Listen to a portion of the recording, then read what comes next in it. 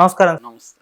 Sir. Daggubati Purandeswari గారి ఆ speech రాజమండ్రిలో ఆ స్పీచ్ చూస్తుంటే ఆమెకి అండ్ చంద్రబాబు నాయుడు గారికి మధ్య విభేదాలు స్టార్ట్ అయ్యాయని, దూరం పెరిగిందని ఒక క్వశ్చన్ అయితే అందరిలో కూడా రైజ్ అవుతుంది సార్. మరి నిజంగా వాళ్ళిద్దరి మధ్య ఏం జరుగుతుంది, అసలు ఆ స్పీచ్ ఏంటి, మీరేం చెప్తారు సార్ దీని గురించి? నిన్న రాజమండ్రిలో ఆమెను కొంతమంది రైతులు కావచ్చు, మిగతా ప్రజలు చుట్టుముట్టి హామీలు ఇచ్చారు. హామీలు ఏమి నెరవేర్చలేదు. రైతులకి ఇప్పటి వరకు రైతు భరోసా పడలేదు.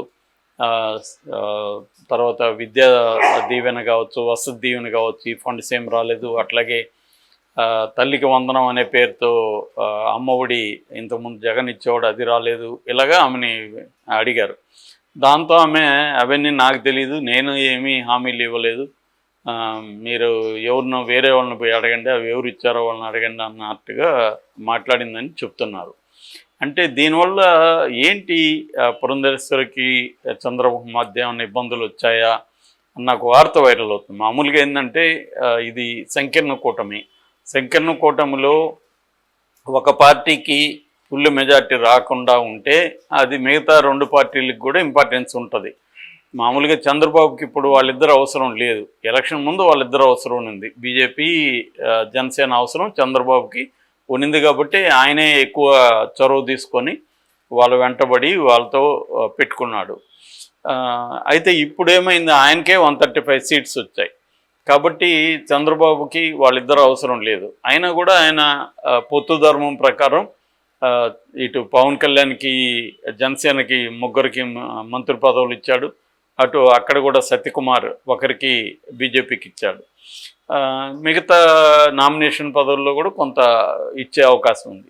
అట్లాగే పురంధేశ్వరికి కూడా కేంద్రంలో మంత్రి పదవి కానీ, లేకపోతే ఒక దశలో స్పీకర్గా ఈయన పేరు కూడా సజెస్ట్ చేశాడు. ఇవన్నీ వచ్చాయి, కానీ అవేం జరగలేదు. అంటే పురంధేశ్వరిని గెలిపించడంలో చంద్రబాబు కూడా హెల్ప్ చేశాడు, నో డౌట్. ఆమె గెలిచింది కూడా. అయితే పురంధేశ్వరికి తర్వాత ఏ రకమైన ఇంపార్టెన్స్ కనిపించట్లేదు కేంద్రంలో కానీ రాష్ట్రంలో కానీ.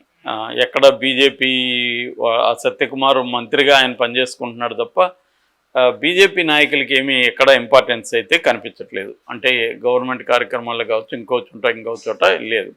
ఈ విషయంలో మనం పవన్ కళ్యాణ్ గురించి కూడా చెప్పుకున్నాం. పవన్ కళ్యాణ్కి కూడా పెద్ద ఇంపార్టెన్స్ చంద్రబాబు ఇస్తున్నట్లేదు. బిగినింగ్లో ప్రతి దీంట్లో కూడా పవన్ కళ్యాణ్ ఫోటోలు కూడా గవర్నమెంట్ ఆఫీసులో పెట్టండి అని చెప్పారని వచ్చింది. కానీ తర్వాత రామోజీరావుకు సంబంధించిన సంతాప కార్యక్రమంలో ఫుల్ పేజ్ యాడ్లలో కూడా చంద్రబాబు ఫోటోనే ఉంది.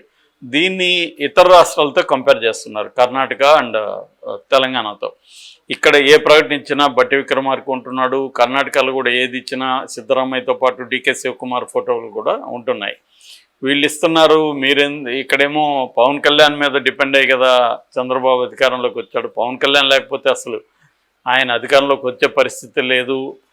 బీజేపీ జగన్తో ఉండేది, పోల్ మేనేజ్మెంట్ అంతా జగన్ బాగా చేసుకుండేవాడు. జగన్కి ఒకవేళ వ్యతిరేకత ఉన్న ఓట్లు చీలిపోయేవి. కాబట్టి టఫ్ అయ్యేది చంద్రబాబుకి. వచ్చుంటాడా లేదో చెప్పలేం, కానీ ఖచ్చితంగా ఛాలెంజింగ్ అయితే ఉండేది. సో ఇటువంటి కాంటెక్స్ట్లో ఇప్పుడు పవన్ కళ్యాణ్ని మెల్లమెల్లగా తగ్గిస్తున్నారు. ఈవెన్ కొంతమంది ఆ మధ్య ఆంధ్రజ్యోతి ఒక కార్టూన్ కూడా వేసిందని చెప్పాను నేను.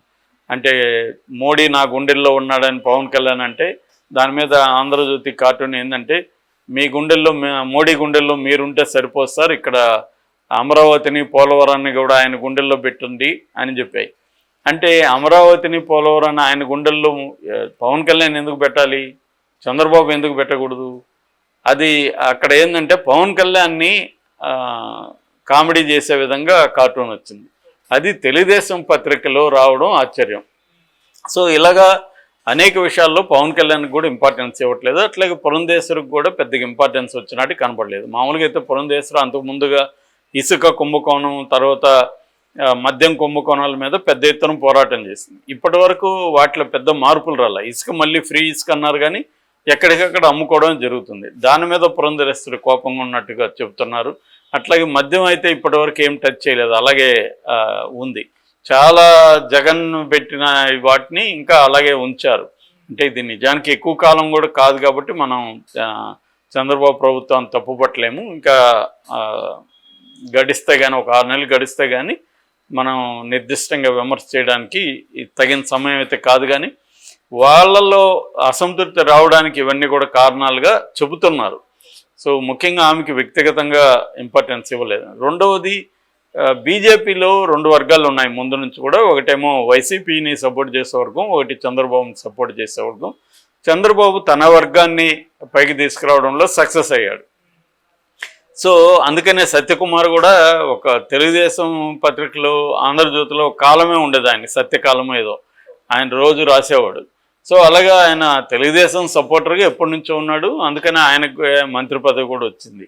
సో కానీ పురంధేశ్వరి కోసం ఈయన బీజేపీ వాళ్ళతో గట్టిగా నిలబడి మాట్లాడలేదు చంద్రబాబు. అందుకనే ఆమెకు కేంద్రంలో మంత్రి పదవి కావచ్చు, లేకపోతే ఇంకే రకమైన ఇంపార్టెన్స్ కూడా రాలేదు.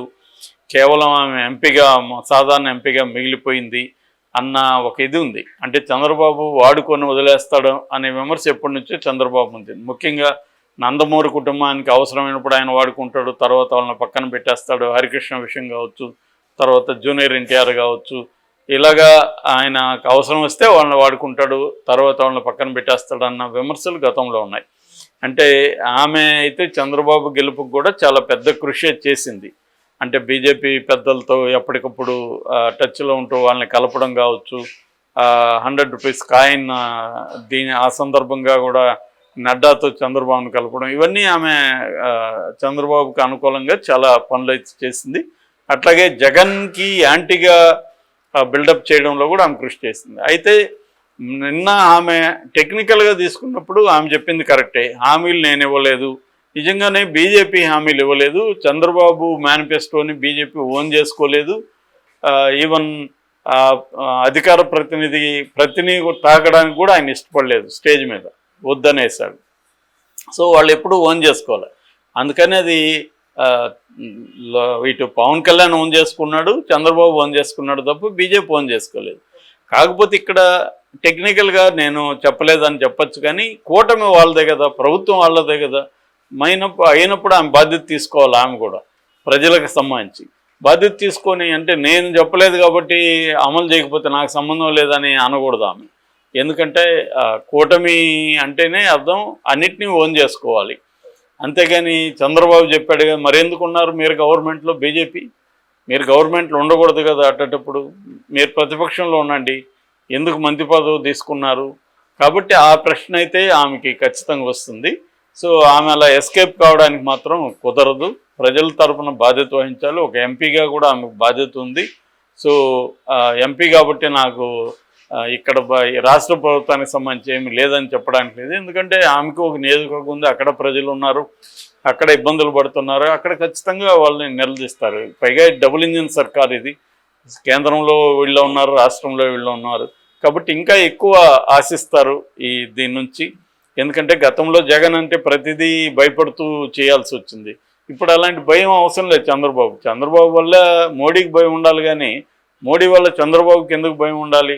కాబట్టి ఎక్కువ ఆశిస్తారు.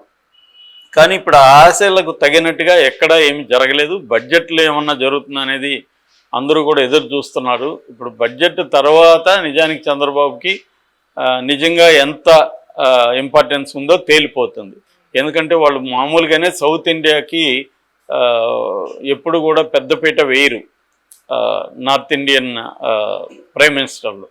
కాబట్టి ఒకవేళ ఆమె నిర్మలా సీతారామన్ తమిళనాడు ఆమె, ఒకప్పుడు తెలుగు కోడలు అయినప్పటికీ ఆమె కూడా నార్త్ ఇండియాకే ఇంపార్టెన్స్ ఇస్తుంది. ఎందుకంటే దానికి ప్రధాన కారణం అంటే ఇక్కడ వాళ్ళ గవర్నమెంట్స్ లేవు సౌత్లో. ఓవరాల్గా నార్త్ ఇండియా, సౌత్ ఇండియా అనేటప్పుడు సౌత్ ఇండియా మీద సౌతి ప్రేమ అనేది స్టాలిన్ లాంటి వాళ్ళు, పినరాయి విజయ్ లాంటి వాళ్ళు ఎప్పటి నుంచో మాట్లాడుతున్నారు. సో ఈ కాంటెక్స్ట్లో పురంధేశ్వరి తన ప్రభుత్వంలో హామీలు అమలు జరిగినప్పుడు ఎస్కేప్ అవడం అయితే కరెక్ట్ కాదు. అయితే ఆమెకు చంద్రబాబు మధ్య ఏమైనా గ్యాప్ ఉందా అన్న అనుమానాలు అయితే వస్తున్నాయి. ఇవి సహజం. కూటమి ఉన్నప్పుడు ఖచ్చితంగా అందరికీ అన్ని విషయాల్లోనూ సాటిస్ఫై చేయడం కష్టం. సో చంద్రబాబు అయితే నాకు తెలిసి బ్యాలెన్స్గానే వెళ్తున్నాడు ఇప్పటి వరకు చూసుకుంటే. పవన్ కళ్యాణ్ కూడా ఎక్కడ అసంతృప్తి వ్యక్తం చేయడం కానీ చేయలేదు. పైగా చేస్తున్న వాళ్ళకు కూడా గట్టిగానే వార్నింగ్ ఇచ్చాడు. సో కాబట్టి పురంధేశ్వరి బాధ్యత నుంచి ఎస్కేప్ కావడం మాత్రం కరెక్ట్ కాదని చెప్పచ్చు.